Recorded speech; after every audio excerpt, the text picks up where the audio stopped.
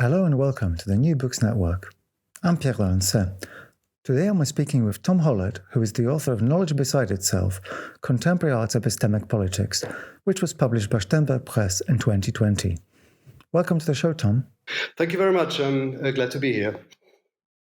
The book is an incredibly ambitious dive into what seems to me to be an important but underexplored set of dynamics that shape contemporary art. But before we get into the specifics, it would be great if you could describe how you got into this topic, given that you were an art historian and a cultural theorist to start. Our listeners may perhaps know you as a co-founder of the Harun Farokiev Institute or from your work in the Vienna Academy of Fine Arts. How have these experiences built to the research which you present in the book? I actually started to be interested in this particular relationship rather early on in my PhD work, which I've been working on in the early 1990s. I tried to make sense of the way in which artistic competence had been defined and had been codified in 18th century and early 19th century France. As an art historian, I tried to move into history to find out more about the ways in which artistic knowledge had been addressed and had been allocated to particular personalities or ideas of personalities, particular subjectivities, which were linked or which were somehow associated with artisthood, early scenes of Bohemia, etc. The ensuing work, the book, Künstlerwissen, Artistic Knowledge, was actually the starting point and a constant kind of reference point also for me to come back to in sometimes surprising ways, or sometimes for me unexpected ways, since I didn't really expect me to be again and again in the times, in the years and decades after finishing this work, to be engaged with this particular question. And as you mentioned already in your introduction, when I was employed at the Academy of Fine Arts in Vienna, I was a professor for the epistemology and methodology of art, rather pompous title for a post which had been created in a way to develop and then to implement a PhD in practice, an artistic PhD in practice that would, in a way, supplement the offers the Academy had in terms of art theory and research-related art practices, and also to become part of an emerging field, an emerging landscape of artistic research in the higher education in the arts in Europe at the time. In the development of this particular course, I was constantly reminded of my own work, art historical work on the question of artistic knowledge. The artistic PhD is indeed one of the protagonists that you use in the book, and it is perhaps one of the ways in which our listeners may be able to conceptualize the relationship between art and research, and therefore between art and knowledge. But in the book, you also set out to deal with a range of much more substantial and much more fundamental aspects of what it may mean for art to be involved in epistemology. The very fact that we are here to talk about contemporary art in its relation to knowledge is nothing to be taken for granted, really. It's actually quite a specialist subject area. It's not something to be necessarily known to a general audience, that there's within contemporary art something going on that might be called, as I am doing it in the introduction of the book, the knowledgeization or epistemization of art. What I'm trying to do is to make a point, is to make a proposal with regard to the very impact or import the notion of knowledge had and still has in the realm of the contemporary visual arts. But before I'm going into this, I would like to clarify a few key concepts. The one at first is contemporary art itself. What are we speaking about when I'm speaking of contemporary art? For me, contemporary art is not a particular style or particular modality of artistic practice.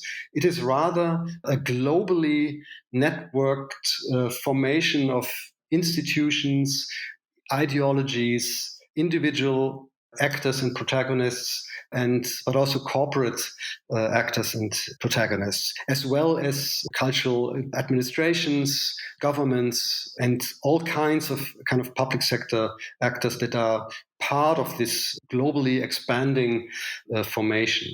This formation of contemporary art has been specifically organized around large-scale exhibitions, large-scale institutions such as museums, often franchise enterprises acting transnationally, of art educational institutions, and of the art market, of course.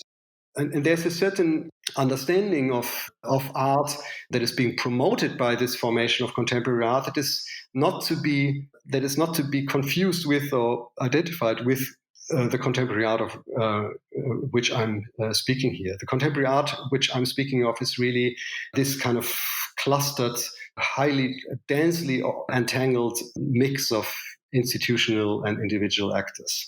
So what I'm saying is, when it comes to knowledge, is that this formation of contemporary art is in itself a kind of factory, a kind of plant where knowledge is being produced on constantly. And this knowledge is of very different scale and very heterogeneous in character. It can be the knowledge produced by the individual artist in her or his research being done for a particular artwork, but it can and is also the knowledge produced by algorithms organizing the institutional and corporate mechanisms that lead to the production of these kind of large-scale exhibitions such as biennials, or to auction events, or to art fairs, or to gallery events, etc.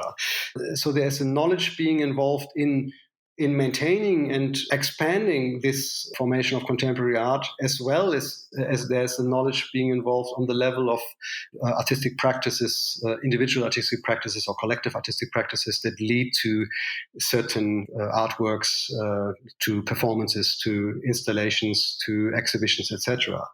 The important thing, I think, to emphasize is that one shouldn't mix up these two levels of knowledge production. And I'm not even sure if we can speak of two levels. There are probably much more.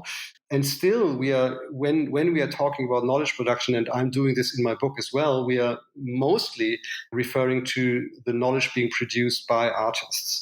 And of course, this is an important and crucial dimension of knowledge production with regard to the arts, but it is not the only one. I think it needs to be constantly contextualized within this larger formation of contemporary art, being this kind of mammoth epistemic factory. When I'm speaking about the knowledge production happening in art, in particular artworks, through particular artworks, in their relation or in their kind of interaction with the audience and with institutional players, etc., then I'm thinking here of certain types of investigative and research-based art that have become more and more dominant throughout the past 3 to 4 decades.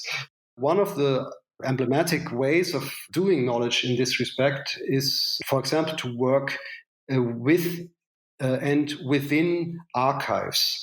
Another way or another type of knowledge being produced is the one based on methodologies of documentary filmmaking or documentary research being done in the social realm, in the anthropological realm, in the biological realm, or wherever.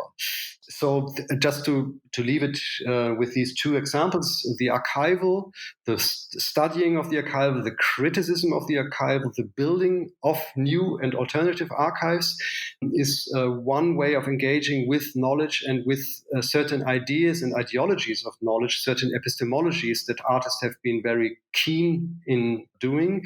And the other mode or modality would be the documentary that can lead to kind of straightforward documentaries in the tradition of the documentary filmmaking, but can also turn into highly fictionalized, highly freewheeling kinds of meta documentaries that don't resemble much earlier notions or earlier ideas of what a documentary or what a documentation is to be. But both activities, archiving or the study of the archive, and documenting or the study of documentation, are being at the forefront of a new knowledge-based modality of art production that has become almost emblematic for the entire field. Well, it seems like you have just turned this beautiful phrase of a mammoth epistemic factory to describe what aspects of contemporary art may have become. But I wonder if I could ask you to take an equally mammoth historic run-up to this and try to trace some of the developments of art alongside the various branches of knowledge which we associate with epistemology much more readily.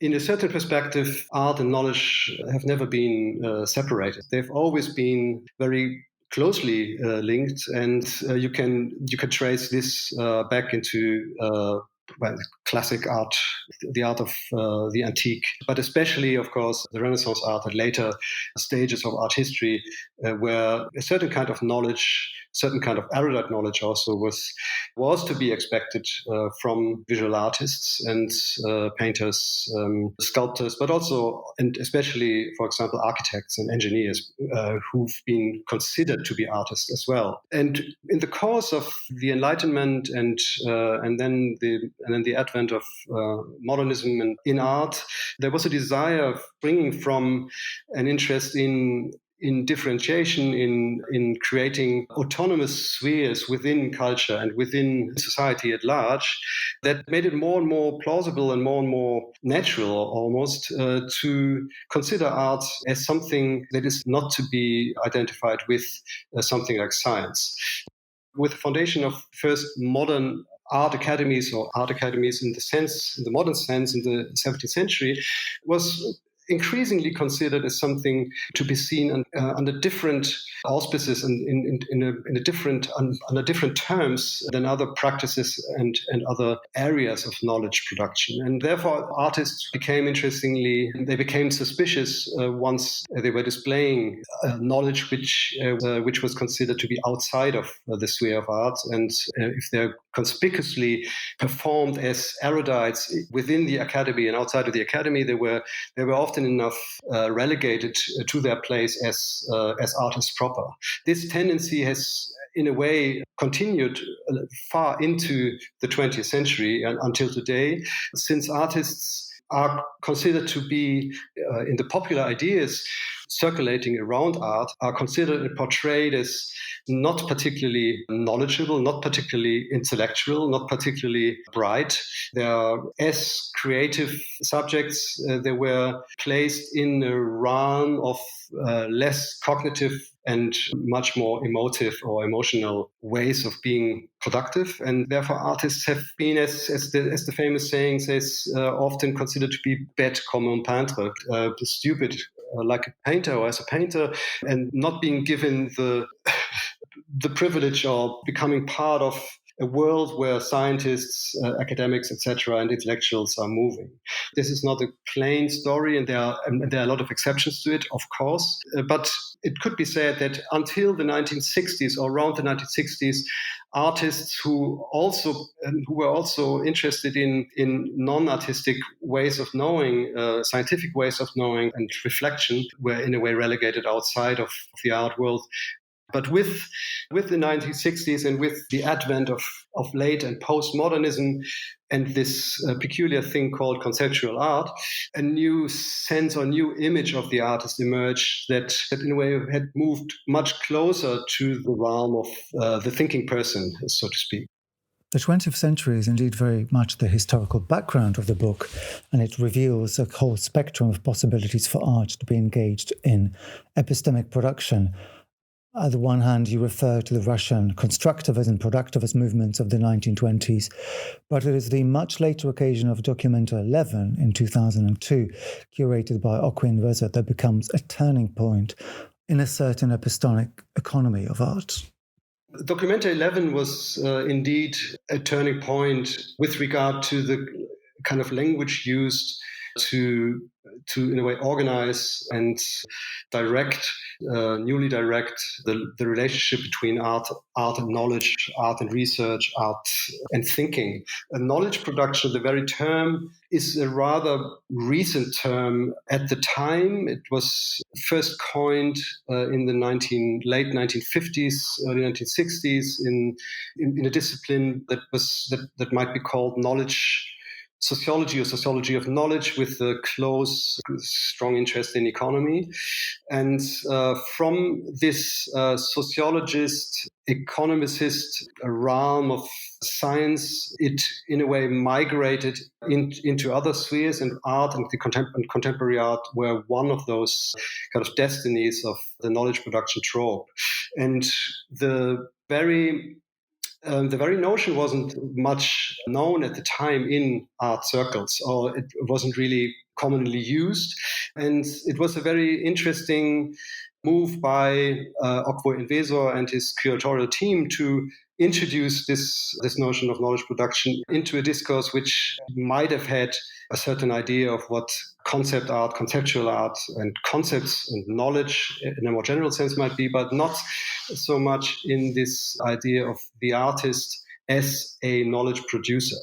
And this very idea, this very notion of knowledge production, then also could be related back to an earlier, as you mentioned, an earlier stage in the history of art, in particular the productivist times of the Soviet 1920s, the post-revolutionary idea of integrating art into the social production at large, into the making it part of the industrial revolutionary process.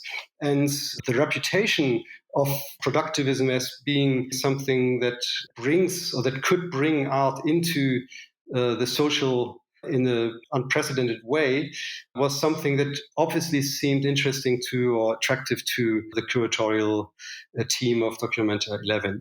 Although I would suspect that they weren't that much behind an idea of a neo-productivist turn in the arts, I think knowledge production was also used rather loosely in some respect at that around in the early 2000s.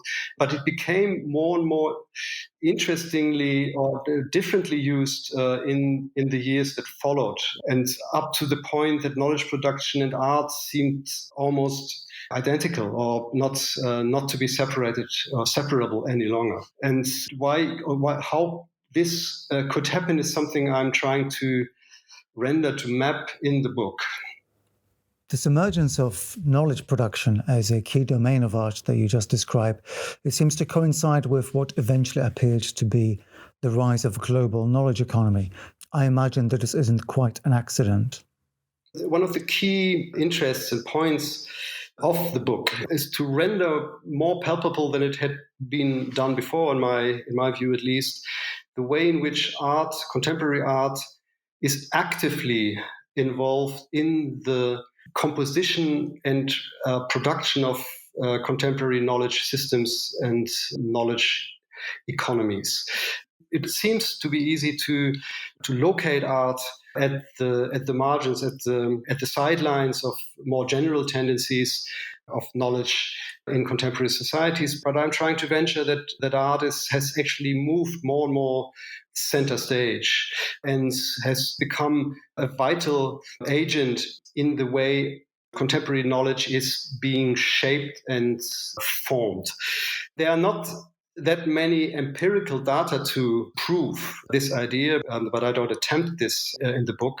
But there is, in the way art is being featured, is publicized, is being talked about, mediated in also more mainstream media, is more and more related to the way in which art is in global exhibitions such as the Venice Biennial or the already mentioned Documenta, is trying to make sense of the world in a different way than the sciences do, than journalism does, but is at the same time moving ever closer to these very realms of science and journalism and documentary, etc. This is, in a way, a double movement between the attempt to cling to the exceptional status, the exceptional nature of art with regard to other kinds of knowledge, and to, at the same time, make it the collaborator, sometimes a competitor, sometimes an assistant of other seemingly more established modes of knowing and thinking. But in the process, art is informing the existing knowledge scapes, the knowledge landscapes, in ways that I think need closer scrutiny. And this is what I'm trying to do in the course of these case studies that are at the center of each of the chapters of the book. So the claim is to make palpable art as a vital agent of contemporary knowledge, politics, and economies. Well, I think the next question that arises is how one could develop these new levels of scrutiny and introspection that you suggest, introspection into art's relationship to knowledge, given in particular the fact that contemporary art almost unavoidably draws on various notions of subjectivity, such as those that are suggested by Foucault's ideas of power knowledge and a plethora of critical theories that follow. Art's relation to subjectivity seems to be the most obvious and the most rehearsed dimension of modernist art in particular. There's since Romanticism, there's no way around the author subject, the artist subject, to be at the center of the interest and the center of the very production of meaning that can then be beholden or received, read or viewed in the artwork. However, there has always been an objective side to the kinds of knowledges transpiring through or into the artwork. There's, of course, a conditioning environment of knowledge in society that artists move in the same or similar way as other subjects do, scientists, for example. And therefore, art isn't in any ways independent of more general trends, more general tendencies, and general structures of knowledge.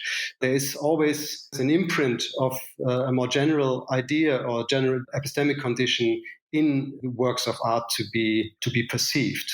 And this imprint, of course, is not at all historically stable, but is changing, and therefore it need to be interpreted, it need to be assessed time again and again.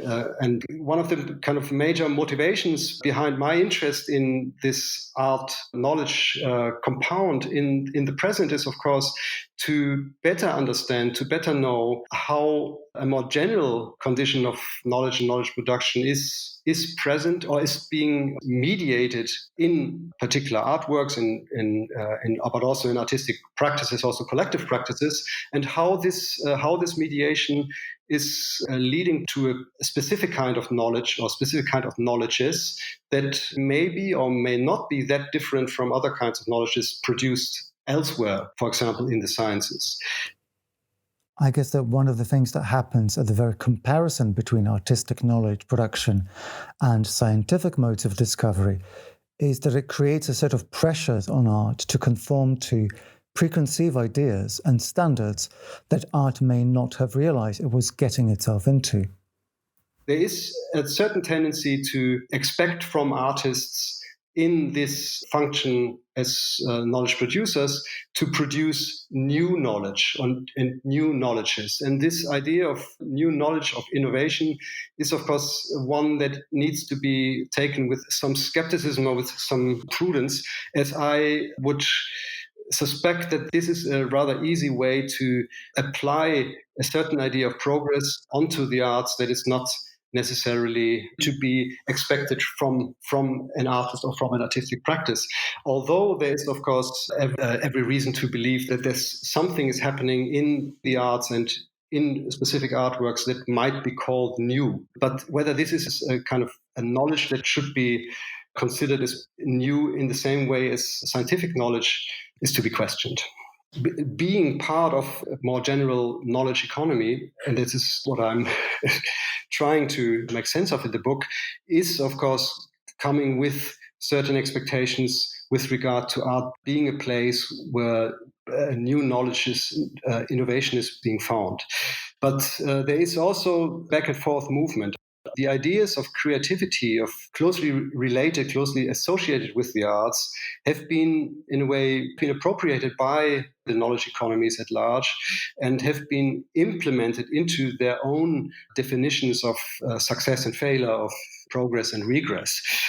So there's, in a way, the kind of expectations of innovation that are being projected onto contemporary art are coming from the arts originally and are being, in a way, relayed through contemporary knowledge economies back to art, where they are doing a certain kind of job in raising expectations with regard to the kind of tasks or to the kind of performances expected from artists.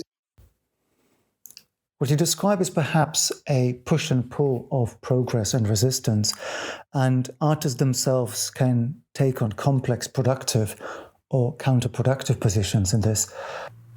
And one of the exciting aspects of the book for me is that it draws on quite a range of case studies to illustrate some of the possibilities and indeed problems that artists encounter.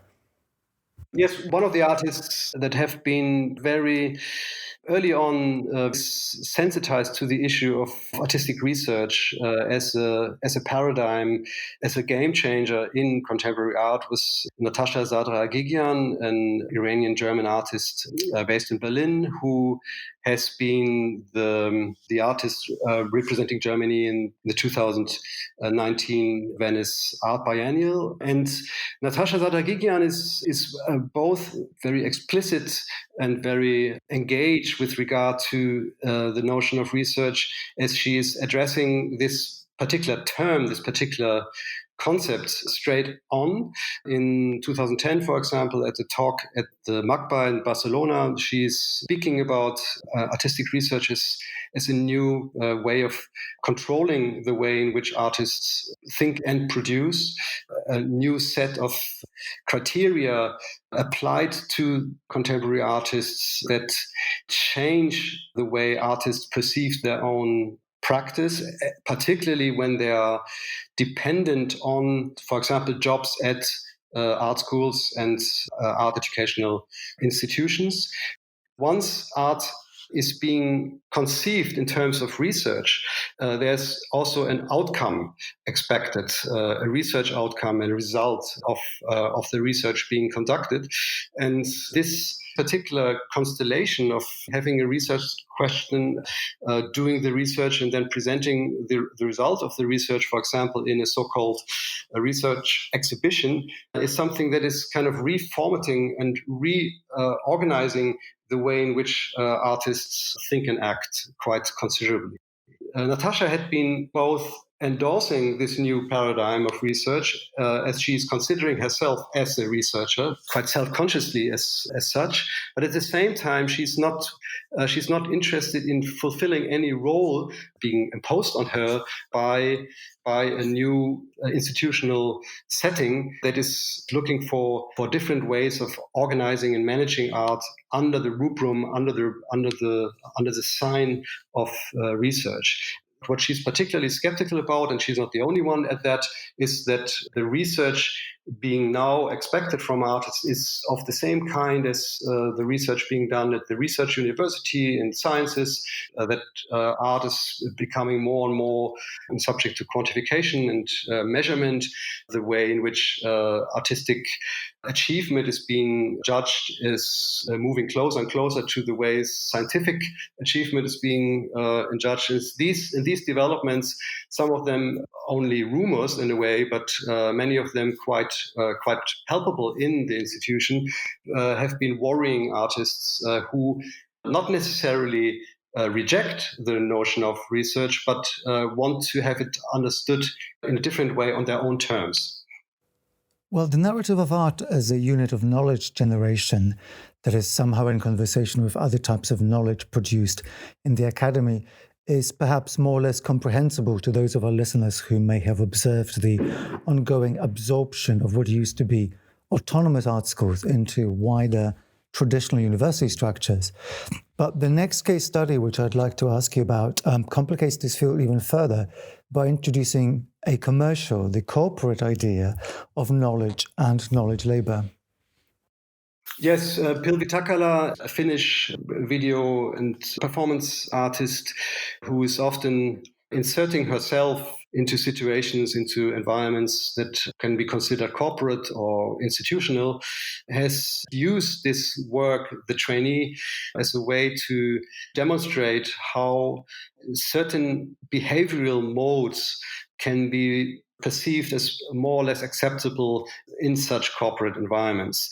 She was indeed hired as a trainee to do the research at Deloitte, this consulting company, a global player that is seeing itself as being one of the most efficient corporations in its domain.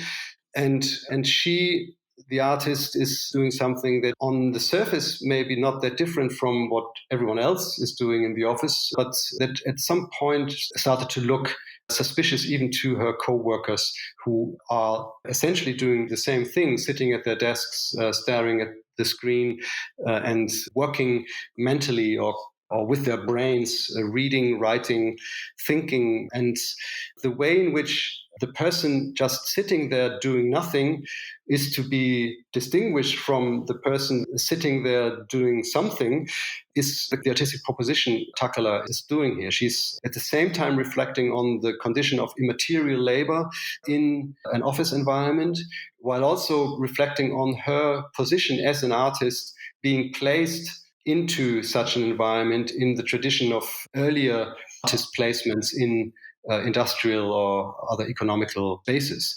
She's also meditating on the way in which time becomes an element of her work, that the very temporality of her performance is becoming a formal device of the final work. So there's a lot going on here without addressing epistemology or knowledge or cognition straight on. Takala, nonetheless, has been very successful in this work to riff on these very small differences between someone working within art and being an artist and someone working outside art. The non-distinction, the non-distinguishability of artist and non-artist was one of the key subjects of this particular work. Well, this is indeed a work that I'm very fond of, and I think it's successful in exposing the somewhat vacuous or baseless nature of the broader knowledge economy. And we'll put a link to the video in the show notes, and I highly recommend this piece to our listeners. I wonder, however, whether there isn't an immediate flip side to this indictment that Takala extends to the corporation. That is, whether art isn't just as readily drawn in by the performance of knowledge, of research, and of cognition. Yes, exactly. This is how I would put it as well. But I think from this apparent seamlessness of art economies and knowledge economies, the art world and the office world, certain challenges or certain tasks emerge. There is, I think, for the arts in the knowledge-based polis, an urgent need to reflect on this particular seamlessness. I think it's only a first step to state that art has become part of the knowledge economy at large, that art is being implemented or implicated in global knowledge industries to an extent that hasn't been reached at any time before. But there's also, in a second step, I think the need to define what critical art should do with this predicament. And I would propose that art needs to be engaged much more than it has done before in a politics of knowledge, or what I call in the subtitle of the book, epistemic politics. So the question, of course, is what such a politics should look like or could look like. Well, I think it would perhaps be unfair to ask any author who has engaged in such in-depth analysis to also offer a solution to the problem they highlight. But I think you develop in the book a very strong argument for art to internalize the wider problems of what is sometimes referred to as a broader epistemic crisis.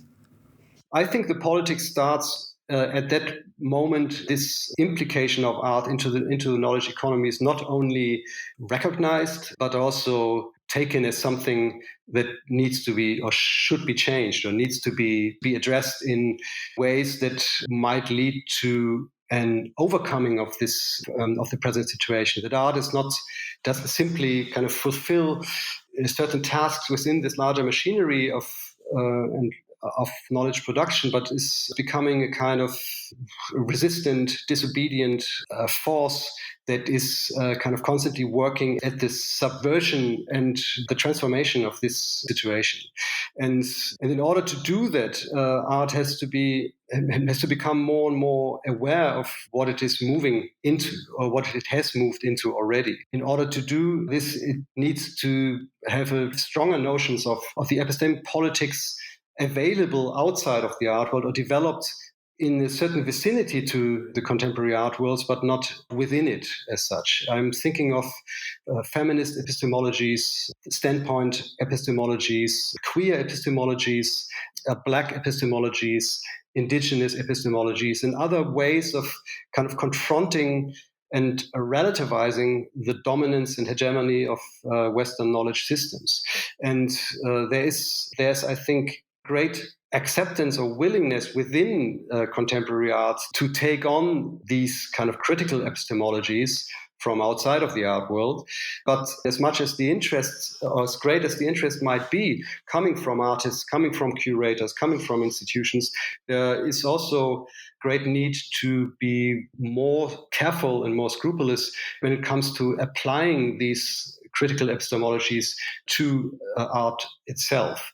But in the process, I think, of applying critical epistemologies onto or grafting them onto contemporary art practices, and the ideas we have of artistic practice are already changing and are already becoming something else, which we have to consider in order to become more succinct when it comes to define what a knowledge politics with regard to art may be.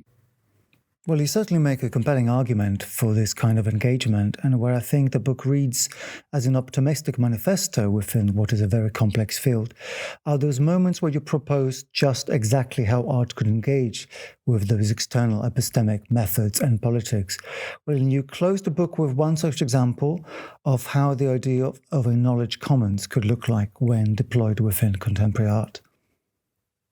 Yes, I think art needs to be in close contact with all those movements and tendencies that are working towards a more just, more equal, more democratic system of knowledge in general. This may be sounding a bit too easy in terms of how art is then becoming the handmaid of a certain politics that is then losing all of its specifics in terms of formal and aesthetic qualities, for example. But I'd still would say art should, I'd say, be part of a struggle for more democratic distribution of accesses to knowledge and education. The commons have been a subject or a theme, a concern within contemporary art worlds for quite some time now. This is, of course, not necessarily a central concern for the art world at large, but for many alternative self-organized spaces of art and art education, the commons have been a kind of constant conceptual challenge in the past 10 or 20 years or so, parallel to a rediscovery of the commons in economic sciences and political science and anarchist studies, etc. And therefore, the commons seem to be also a platform or a template to speak of knowledge to be commonized or waiting to be commonized to a much larger extent than it has happened already. Knowledge commons, of course, is something that is being pursued very successfully and very engagedly by popular knowledge movements such as the people knowledge movement in India, where knowledge is being conceived in terms that are different from the industrialized and corporatized ways of knowledge that have monopolized also the language and the meaning of and the semantics of knowledge to a large extent. And this struggle is something that many artists seem to sympathize with, and I do myself as well. And I think art can, once it has become aware of its own role and own power, also in terms of changing knowledge environments and knowledge conditions, can become a strong political partner in these struggles for epistemic justice. One of the central targets, of course, is the notion of property and intellectual property, and knowledge being a commodity that can be traded easily. And once art is acknowledging its own commodity status and is ready to fight it or ready to change it, there's also a way to decommodify knowledge, and by building bridges between different strands of decommodifying processes. In particular, I'm referring here to the cultural critic and theorist Leclerc Laberge, who had written a great book on decommodification in the arts, Wages Against Artworks, where she's proposing to move art away from the existing dominant structures of economy into alternative economic environments of bartering, of commonizing, etc. Once these moves are becoming less an exception and more of a rule, so to speak, particularly in times of global crises around climate and the epidemic, there's a certain chance also to reorganize the particular relationship art had developed towards knowledge in the past 20 or 30 years or so. One of the aims of such a development could be, or should be, a stronger presence of something that could be called knowledge commons, and in particular, the way in which art provides some of the tools, some of the instruments to gain a better understanding and to gain a sight of what it could mean to share knowledge in ways that are not following the logics and the imperatives of the share economy, for example. Well, thank you, Tom, for taking us onto this rich and rewarding and indeed optimistic journey. And I wonder, just as a way to close our conversation, if you could tell us about your future plans. Are you planning to stick with the ideas of knowledge and art in your future work? Yes, I will. I will definitely not lose sight of these questions. However, in the moment, I'm more deeply immersed in an exhibition and research project that was to open in September this year, but had to be postponed at the Haus der Kultur und der Welt in Berlin, a project on the spatial politics of learning and education in the 1960s and 1970s. This is called Education Shock. This is not too far away, actually, from my interests in art as a mode of knowledge production, as it actually emerged out of the research I did into art and education and epistemology, as I at some point registered that the pile of materials pertaining to the spatial dimension of knowledge became higher and higher, and I had to do something with it. And this current project at HKW, which we are hopefully be able to open in mid-February 21, is a second step in a larger research project that started with the exhibition and research project Learning Laboratories at the Basis for Aktuelle Kunst in Utrecht in 2016-17. There's a lot going on with regards to my interests in art and knowledge politics, and I hope I will find ways to think more deeply about the changing conditions of knowledge and epistemology due to the current pandemic. Because there, of course, the questions about expert knowledge, scientific knowledge, or what also already had been called catastrophic epistemology, and the deep crisis of truth, of which someone like the historian Gilles Lepault is speaking, of course, have their effects already and will have in the future on the way art is being conceived and in terms of knowledge and knowledge production and knowledge politics. Well, it's certainly a time of both potential and anxiety for all of us. Thank you once again, Tom, and congratulations on the book. Thank you. It was a real pleasure. Thank you for joining us for this episode of the New Books Network podcast. I'm Pierre d'Alençay, and Tom Holert's Knowledge Beside Itself, Contemporary Art's Epistemic Politics is out and out, published by Sternberg Press. Join us again next time.